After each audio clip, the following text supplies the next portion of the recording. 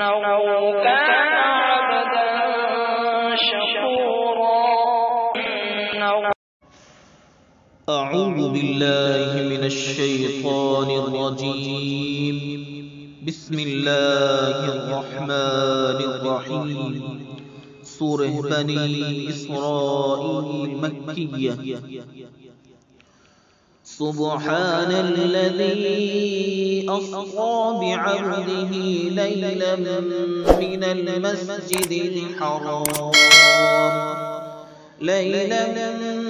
من المسجد الحرام إلى المسجد الأقصى الذي باركنا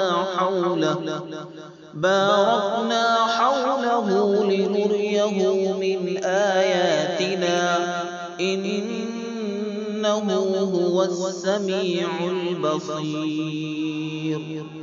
وآتينا موسى الكتاب وجعلناه هدى لبني إسرائيل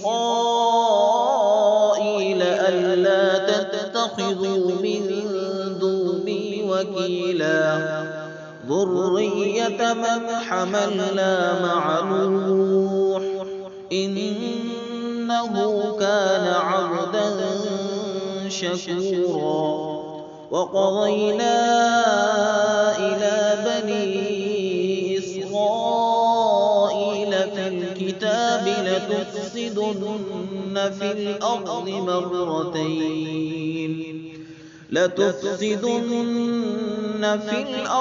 مرتين ولتعلن علوا كبيرا.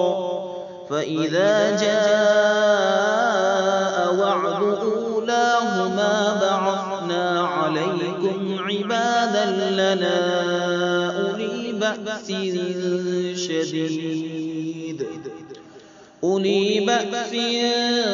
شديد فجاسوا خلال الديار وكان وعدا مفعولا.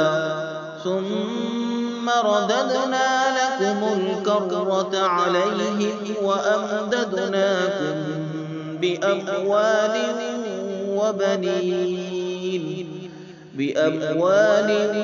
وبنين وجعلناكم أكثر نفيرا.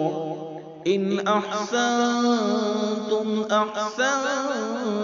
لأنفسكم وإن أسأتم فلها. فإذا جاء وعد الآخرة ليسوءوا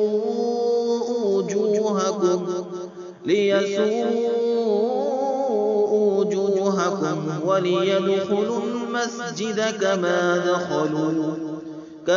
دخلوه أول مرة وليتبروا ما علوا تتبيرا.